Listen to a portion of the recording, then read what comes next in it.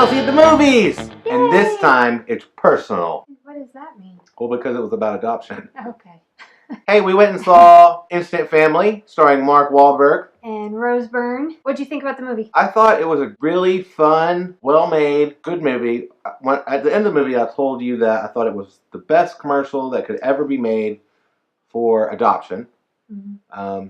But I didn't mean that in a facetious way. I thought, like, yeah, that seemed like the movie's intent. Yeah. And it was very good at what it did. Like, I was really happy with the movie. It was a really honest look inside that whole process while also making it like an enjoyable like movie-going experience for the audience. So Yeah. like you could have told any number of stories about adoption and it wouldn't really, they would be true, but they wouldn't make like maybe for the best movie. But I thought the movie maker did a really great job just honestly displaying like this is adoption, like especially like within like the American foster care system.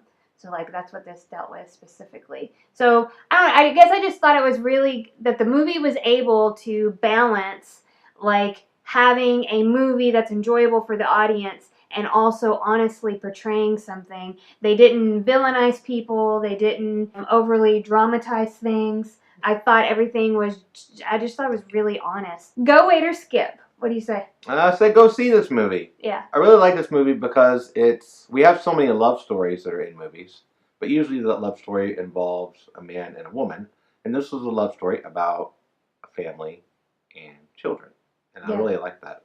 Yeah. So for me too, I definitely say go see this movie because it's not just a sappy movie that's going to tug on your heartstrings. But it will. It was, but in a real, like it had real moments. Genuine and authentic. Yeah, like between the family and the kids and the extended family and the people they knew. I thought it was all like really real and honest. So yeah, I definitely say go see this movie. So we'll get into some spoilers. Spoilers! Talk in more detail about the movie. Detailed spoilers!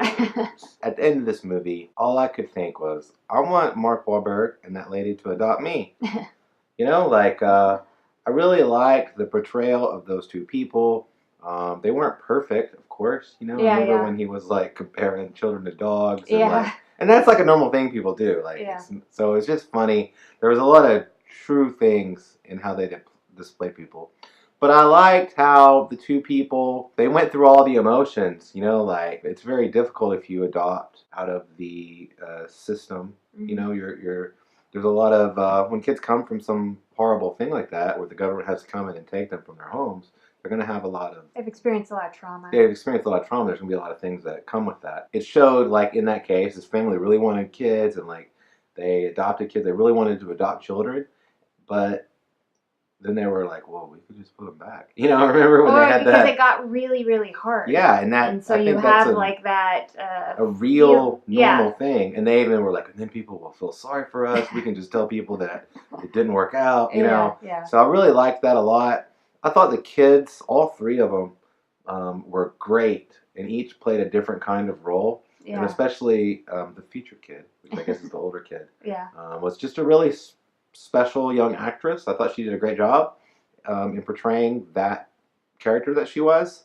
And then also was just a special role in the movie. I really loved seeing this movie. So for me, like I said at the beginning, like how honest and genuine it was throughout the movie. So they make like this decision that they're going to adopt, and then they go to like the adoption classes, and you see all the different kinds of people there.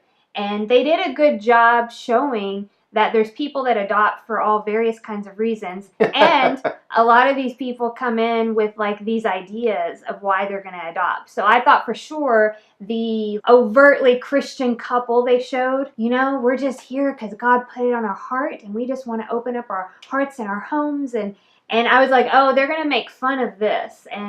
But like they didn't villainize that. They even had... Blindside lady? Yeah, the woman who was reenacting like the story of the Blind Side and wanted to adopt athletic black male. But they didn't villainize her either. Then you had the interactions with like their extended family who were very honest with like, what the hell are you guys doing? We think this is super stupid and we're going to like adopt kids who have like been living like in drug dens, and like they didn't want like their adopted kids around their kids. I guess they express like all of that. She even like gets all upset about it because I think it's Thanksgiving or something, but like they're all still family. They didn't villainize those people either. Right. So like you might think, oh, the sister and her husband who were like, I don't want your kids around my kids, that you might think later on like they're going to be like demonized throughout the movie, but they weren't. Instead, I felt like the movie maker did a good job of portraying those people as real people. Yeah.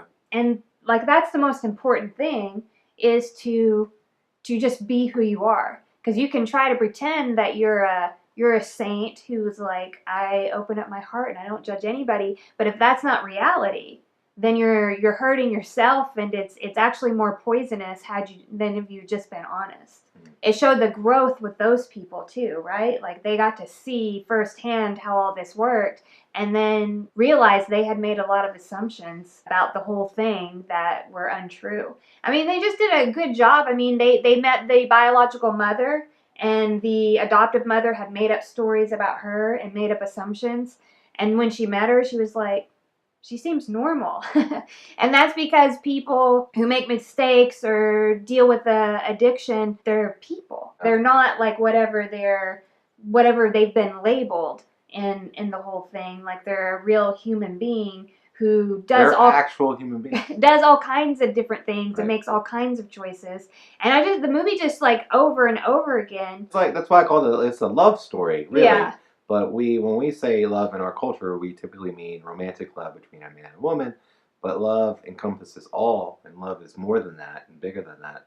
And this was just a really great love story, and I loved it. Yeah. I don't have anything about this movie that I didn't like, really. I can't find anything negative to say about it. Even overtly positive, you and I talk a lot about propaganda movies, right? Yeah, movies with an intention of changing someone else, of giving someone else a view that they desire them to have. And a lot of movie makers do this.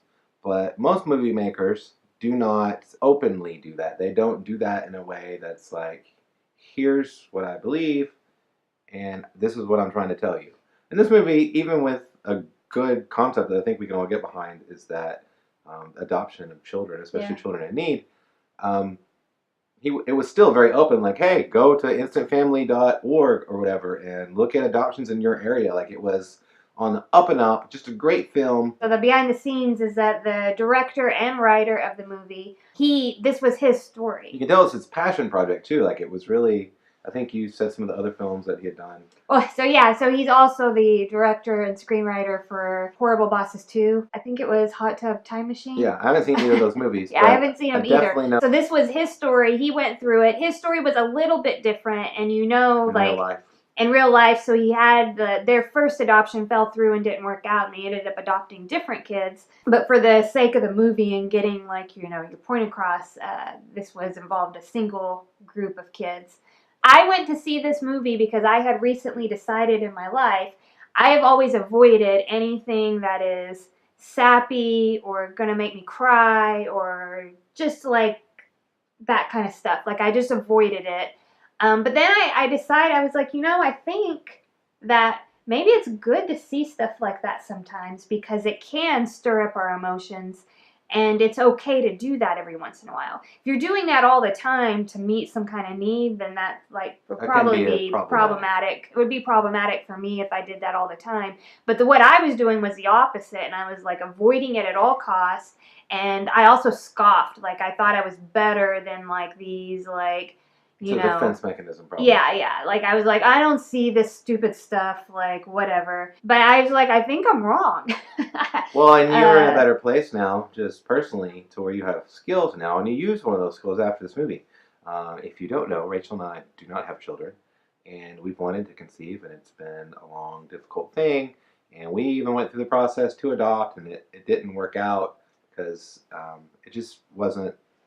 We wanted to adopt, but basically the state didn't have time for us.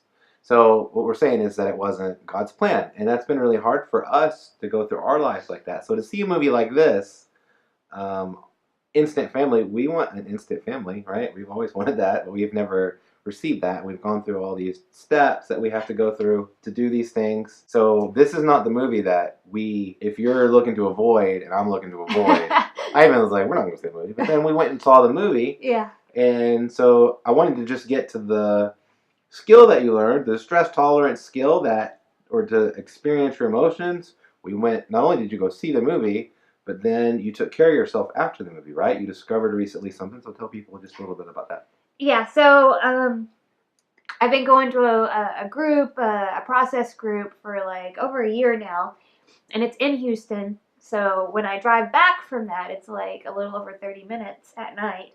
And what I learned is like I really enjoy that time by myself, listening to music, driving in my car.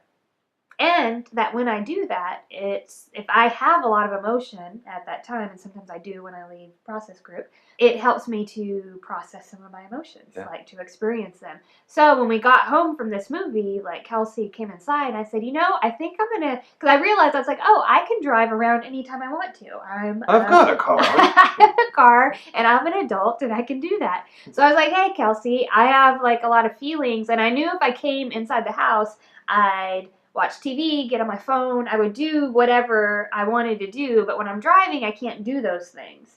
And so that's what I did. I went and I just drove around. Instead of leaning into self-pity, which is one of my unhealthy behaviors that I do, I was talking to God because I was like, I think this is unfair. We weren't able to do that like when we wanted to. But what I realized is that I can love children that are difficult or have been traumatized. It comes naturally to you. It comes naturally to me. That's why she married me. God gifted me with that, and it comes naturally to me, so I can't really be, oh, look how great I am, you should have given me this because of that. Like, it just comes naturally to me. And on top of that, God wanted me to be able to love everybody the way that I can love kids. Mm-hmm. And so I feel like the past several years of my life have been a journey showing me how to love everybody. Yeah. Well, and maybe if God would have just given me what I wanted, like I would have continued to love kids, but still been just as hard on like adults and people in my life and judgmental and all that. Yeah. And so it allowed you a space to grow. Yeah. I feel like lately, after we saw the movie, I've given it thought, and I've been like, kind of, I can be the same way. Like, that's not fair. You give kids to these people or these people. One thing I thought about recently was, oh gosh, man, I've grown so much, especially in the last couple of years. And I know that I didn't know how to do this, but I didn't want to continue the dysfunction that I come from. And I didn't know how to do that then. And also just being grateful for what God's plan is for us. So God's plan could have been for us to learn all this while we had kids. Yeah. Or it can be like what it has been, which is for us like not to have kids. And so it's best whatever God wants. Yeah. Yeah. That God knows best. And we sometimes think we know best, but we don't. That being said, great movie. You should go see it. You should go see it instantly with your family. And that way, we're all an instant family. So, Rachel, should people adopt this movie or leave it in the system? What the? I don't like that.